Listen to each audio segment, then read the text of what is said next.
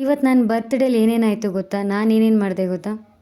ಎಲ್ರಿಗೂ ನಮಸ್ಕಾರ. ಇವತ್ತು ನನ್ನ ಬರ್ತ್ಡೇ ಇರೋ ಕಾರಣದಿಂದ ನನ್ನ ಫ್ರೆಂಡ್ಸ್ ಕೇಕ್ ಕಟ್ ಮಾಡಿಸ್ತಾ ಇದ್ವಿ. ಸೊ ಆದ್ದರಿಂದ 10:30ಗೆ ಮನೆ ಬಿಡು ಅಂತ ಹೇಳಿದರು. ಆದ್ದರಿಂದ ನಾನು 10:30ಗೆ ಮನೆ ಬಿಟ್ಟೆ. ನೋಡಿದ್ರೆ ರೋಡ್ ಬೇರೆ ವಿಶಾಲವಾಗಿತ್ತು. ಆದ್ದರಿಂದ ರೋಡ್ ನನ್ನ ವೆಲ್ಕಮ್ ಮಾಡಿರೋ ಥರ ಫೀಲ್ ಆಯಿತು. ಅದಾದಮೇಲೆ ನನ್ನ ಫ್ರೆಂಡ್ 11 ಗಂಟೆಗೆ ಮನೆ ಬಿಡಬೇಕಂತ ಶಾಕ್ ಕೊಟ್ಟಳು.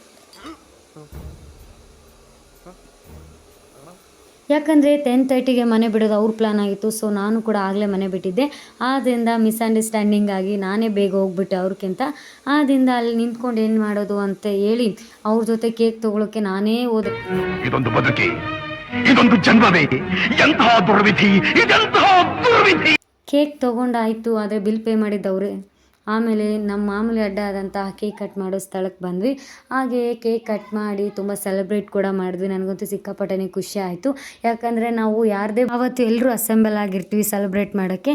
ಸೊ ಹಾಗೆ ಎಲ್ರಿಗೂ ಕೇಕ್ ತಿನ್ನಿಸ್ದೆ. ಕೇಕ್ ಎಲ್ಲ ತಿಂದಾದ್ಮೇಲೆ ಎಲ್ಲರೂ ಮತ್ತೇನು ಮಾಡೋದು, ಮನೆಗೆ ಹೋಗೋಣ ಅಂತ ಮನೆ ಕಡೆ ದಾರಿ ನಡೆದೆ. ಖತಮ್.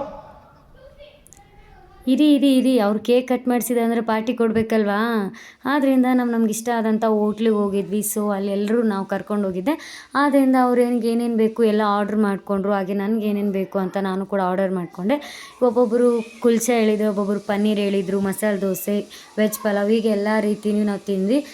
ಊಟ ಆದಮೇಲೆ ಡ್ರಿಂಕ್ಸ್ ಬೇಕಲ್ವಾ? ಸೊ ಆದ್ದರಿಂದ ಕಾಫಿ, ಐಸ್ ಕ್ರೀಮ್ ಇನ್ನಿತರೆ ನಾವು ಆರ್ಡ್ರ್ ಮಾಡ್ಕೊಂಡ್ವಿ. ಆ ಕಾಫಿ ನೋಡ್ತಾ ಇದ್ದರೆ ಅದು ಕಾಫಿನೋ ಇಲ್ಲ ಕಲ್ಗೊಚ್ಚು ಅಂತ ನನಗಂತೂ ಗೊತ್ತೇ ಆಗಿಲ್ಲ.